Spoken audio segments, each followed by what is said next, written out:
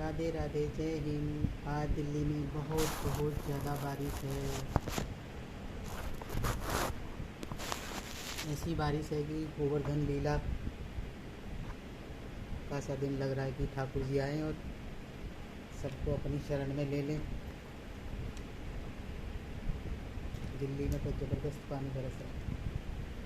3 दिन का फोरकास्ट बता रही, मतलब बारिश बंद नहीं है और हो रही है तो अभी थोड़ी सी रुकी है, झिमझिम है।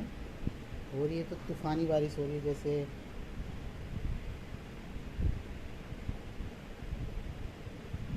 पहाड़ों की तरफ बारिश होती है, ऐसी बारिश हो रही है। दिल्ली में मोस्टली ज़्यादातर जगहों पर पानी भर गया है, क्योंकि यहाँ की एमसीडी भी अब पिछले 5-6 साल से यहाँ की एमसीडी भी बहुत ईमानदार हो गई है। सफाई का दिल्ली में दूर दूर तक प्रचार प्रसार हो गया है। सारे सीवर जाम पड़े हैं। अगर आपकी शिकायत पे आ भी जाएंगे तो कूड़ा नहीं उठा के ले जाते, वहीं का वहीं छोड़ के चले जाते हैं निकाल के, तो वो वापस चला जाता है। और कुछ जिन घरों में रेंटल हैं, सरकार उन पर क्यों नहीं पेनल्टी डालती, उनसे क्यों नहीं एक्स्ट्रा चार्ज करती। एक एक मकान में 90-90 गज के मकान में लोगों ने 80-80 90-90 लोगों को रख रखा है। पूरा सीवर पे कितना जोर है, और वो सब लोग, मकान मालिक अपने किराएदारों की सुविधा को देखता है नोट के चक्कर में, और पूरी गली में कचरा रहता है। हमारे यहाँ भी यही है, ऊपर से कूड़ा डाल देते हैं, ऊपर से लटकाते रहते हैं। कोई कहीं जा रहा हो आ रहा हो, थैलियाँ फट जाती हैं, ऊपर से कूड़ा फेंका जाता है। ये कौन सा तरीका है भाई? कौन सी सभ्यता है? हिंदू सभ्यता, भारत की सभ्यता ये लोग कोई जा रहा है ऊपर से कूड़ा फेंकते रहो। ये जो गाड़ियों में कूड़ा फेंकने का ट्रेंड चलाया है, ये क्या सिस्टम है भाई? कितनी बार लोगों के ऊपर कूड़ा गिर जाता है, कोई तमीज़ नाम की चीज़ नहीं है किसी को भी। या किसी के ऊपर से, किसी के यहाँ कैसे कपड़े सूख रहे हो, कोई कैसे खड़ा हो, ऊपर से डोरियों में बांध बांध के कूड़े के पैकेट लटका देंगे, किसी से भी टकराओ। कभी कभी तो मन करता है कि पता नहीं क्या दुनिया बन गई है। इससे अच्छा तो भगवान उठा ले, आखिरी सांस दे दे, वो छुट्टी। शायद हम लोगों के लिए अब ये दुनिया है ही नहीं। आज ज़बरदस्त पानी है, बहुत पानी है। सारा दिन भीग भीग के ही बीता है। रात को ही बारिश देखकर अपने गमले वमले सब हटा दिए थे। देखो कपड़े भी कैसे सूख रहे हैं सामने, ऐसे अंदर कई जगह बंधे हैं। हमारे सामने का पैसेज इतना सारा खाली है, मगर हम उसमें तार नहीं बांध सकते, क्योंकि हमारे को यहाँ जो रह रहे हैं लोकल, वो सब पुलिस वाले हैं, किराएदार। तो वो मकान मालिकों के साथ में उनकी एडजस्टमेंट कर रखी है। इनको हमारे गेट में इसलिए नहीं लगाने देते, मैं आपको दिखाऊंगी कि यहाँ से गाड़ियाँ मोड़ने में जी रहता है। हमारे घर में घुसाओ और गाड़ी मोड़ लो।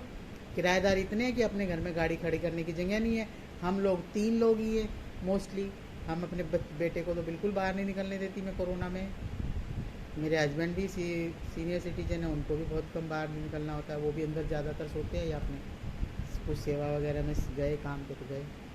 हम 3 ही लोग हैं, मैं भी ज़्यादातर इधर इस तरह से नहीं रहती, मेरा नेचर अलग है। तो सोचते हैं 3 लोग हैं, इनको तो मार मुर देंगे।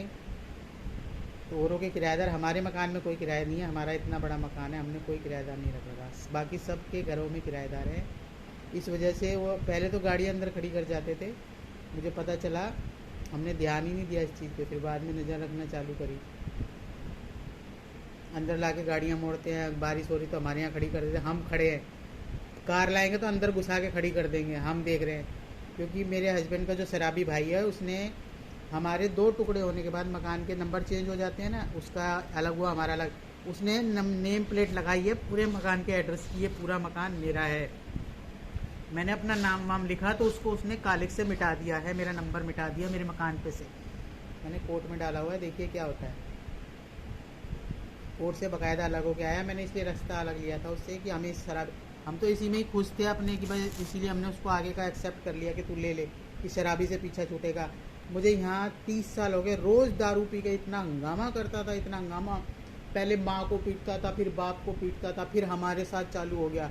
अभी टांग टूटी है, फिर भी दारू पीने के लिए बाहर निकल के जाता है, क्योंकि दारू के बिना भी नहीं वो रह सकता। मेरे हस्बैंड के साथ में जब ट्रेजेडी हुई थी बैंक में, तो हम लोग वकील करने गए थे चंडीगढ़, तब भी ये रात को दारू ढूंढ रहा था। 11 बजे हम लोग चंडीगढ़ पहुंचे थे। सारा सामान ये अपना, क्योंकि सर्दियाँ थी दिसंबर की, सारा सामान ये रिक्शे में भूल गया था।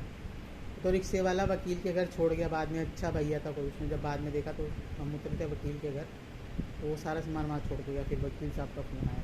तो आप लगा लो वो कितना दारू का एडिक्ट होगा वो बंदा। हमारी ज़िंदगी को नरक बना रखा है बिल्कुल। मैं ऐसी नहीं हूँ ना, मेरा नेचर ऐसा। मैं तो बहुत अपने आप में खुश रहने वाली इंसान हूँ, मुझे किसी चीज़ से कोई मतलब ही नहीं है। जहाँ पे सेवा कर रहे हो वो कर दो, कमज़ोर लोगों की सहायता कर दो, कमज़ोर के लिए काम कर दो, डिसेबल के लिए काम कर दो, बुजुर्ग के लिए काम कर दो। अदरवाइज़ मुझे कोई दुनिया से इतना वो नहीं है। मैं तो इन लोगों को भी बचाया, पहले मेरे फादर इन लॉ के साथ केस लड़ा हमने, मैं ही लड़ा, मैं ही कोर्ट जाती थी। जैसे ही कोर्ट में डिक्लेयर हो गया और मैंने ये मकान लेने को तैयार नहीं थी, हमारा बाज़ार में मार्केट में मकान है, मैंने कहा वो लेंगे, उसमें आराम से शेयर हो जाएंगे दोनों। इसने जानबूझ के ये लिया था, इसको पता था कि मैं बाद में ये गेम खेलूँगा, इनका भी मकान कब्जाऊँगा। मेरे हस्बैंड के मामा का लड़का है जयपाल, और मेरी सास की सबसे बड़ी गलती, मेरी सास ने अपना पूरा पियर यहीं पाला, अपने सारे पियर के बच्चे यहीं पाले, उनको यहीं सेटल किया, अपने घर से ही खिलाया, अपने घर से ही पैसा दिया, मेरे से ले लेकर उनके किराए भरे, मेरे से ले लेकर उनके घर खाना देने जाती थी। हम तो कुछ बोलते नहीं, चल ठीक है भाई, अपनी अपनी रिश्तेदारी होती है। वो इनके मामा का लड़का है वो जयपाल, वो बोलता है मेरे लिए, मेरे बेटे के लिए इस औरत और इसके लड़के का तो राइट ही नहीं बनता प्रॉपर्टी में। सुनो, मतलब समझ ही नहीं आती दुनिया कहाँ जा रही है भाई। तेरे भी बच्चों का राइट कहाँ बनता है फिर? दूसरों के घर में लोग सलाह देने बहुत आते हैं, किसी को इज्जत दो ना तो वो आपके थोबड़े पे नहीं, यहाँ चढ़ के आपके ऊपर थूकता है यहाँ बैठ के, किसको इज्जत दोगे? आजकल लोगों को ना इज्जत हजम नहीं होती। तो ठाकुर जी वाला हिसाब है, लात मार के बात करो, छुट्टी करना है तो किसी पराये का भी करो, नहीं तो किसी अपने से भी दूर ही रहो। बहुत परेशान हूँ मैं, बहुत ज़्यादा, मैं सो नहीं पाती पूरा देखे घर से सामने से लाइटें, हॉर्न, सारा शोर, जो भी होकर आएगा रेडी वाला, बिल्कुल भी नींद नहीं लगती। सारा घर ये पानी आप देख रहे हो। हमें यहाँ रहना नहीं था, नहीं तो हम भी बनाते, हमें यहाँ रहना ही नहीं था, हम तो यहाँ तो निकलने वाले थे। मेरे हस्बैंड को अभी रिटायर हुए 2-3 साल ही तो हुए हैं, हम इसलिए तो खामोश थे, चुपचाप। मैं कहा चल इनकी जॉब पूरी हो जाए फिर सोचेंगे। मैंने इसीलिए गुजरात में मकान लिया, धीरे धीरे वहाँ पे अभी सेटल कर रही थी। और एकदम से गुजरात में मेरा यहाँ रहने की आदत, सारे मैं तो अभी पेपर सब यहीं के हैं, मैं तो अभी मुश्किल से वहाँ रही भी नहीं हूँ। पहली बार 2019 में 4-5 महीने लगातार रही थी, वो भी कुछ काम थे। अभी वोट डाल कर गई थी मैं, वोट डाल कर फिर गई, मेरे को दीमक का काम कराना था, मगर फिर कोरोना लग गया। फिर मैंने इन लोगों को बुलाने की सोची, अपने हस्बैंड बेटे को, ई पास बनवाया इनका, क्योंकि ट्रेन मेरे शहर में ही रुक रही थी, सब बंद थी, पुलिस इनसे खा गई। इनके फिर मेरे साथ मैंने इनके लिए कार्रवाई चालू कर दी। इनका इलीगल मकान है, सारे फर्जी पेपर लगाए हैं, बिजली पानी में एक ही आदमी का नाम घुमा घुमा के, BSCS दिल्ली जल बोर्ड, कितना करप्ट है सोच लो, पैसा लेकर। एक ही बंदा, आधार कार्ड तो एक ही होगा ना, आधार कार्ड तो एक ही लगा होगा ना, आधार कार्ड को कैसे उन्होंने नाम घुमा घुमा के लगा दिया।